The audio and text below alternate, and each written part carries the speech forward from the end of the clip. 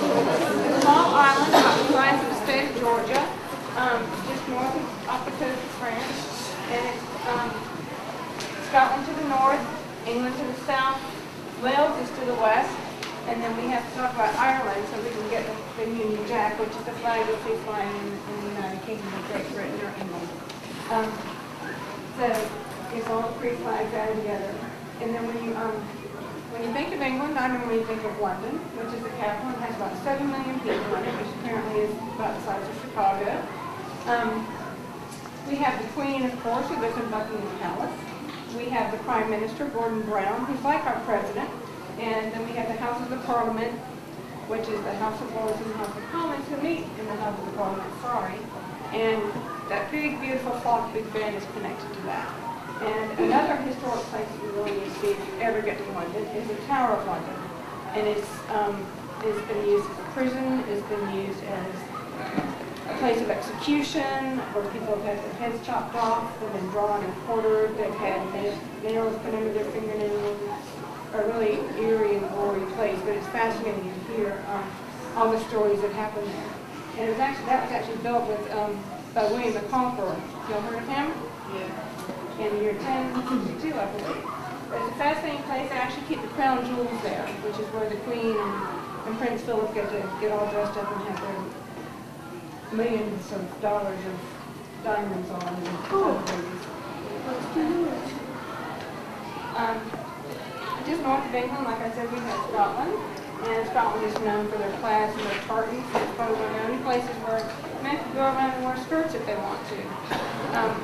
Everybody's last name has their own plaid, so when a person has on their kilt or has on their shawl with their plaid on it, they can basically tell what family you're from.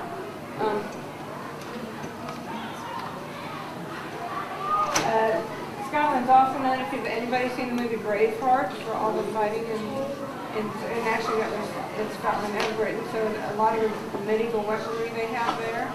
It's like all the other places in Europe, there's so much history there that's thousands of years old, and it goes back for centuries. So wonderful, wonderful place. Even though people think English, like you speak English, and we speak English here in the States, you speak English there in England too, but some of the words mean different things. And I thought I listed them here, so I'll just give them to your teacher because we don't really have time to go over into that. Who's this? Pinocchio. How many have read the story about Pinocchio?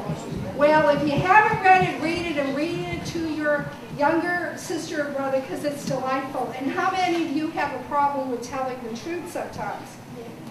And you know what happens? Your nose gets bigger and bigger. So remember Pinocchio, he is from Italy, Bologna, Italy, and he is a wonderful story, and I hope you visit him someday, and I'm going to say ciao, meaning bye in Italy, ciao. Ciao. And turn this way and you will hear about Turkey, and I'm going to just greet you in Turkish. And then I'm going to turn it over to Dr. Noel. I'm going to pretend I'm from Turkey. Merhaba. Merhaba. Dr. Noel. Thank you. Turkey is a truly fascinating country in Europe/Asia. It actually is a country where most of Turkey is part of the Asian continent. You see a satellite image here basically. But a small part of Turkey also is found on the European continent. And Turkey, or what you consider as Turkey today, once was basically the Byzantine Empire. You may have heard about the Byzantine Empire in your history class at some point. Istanbul formerly was called Constantinople. That was that center of the Byzantine Empire.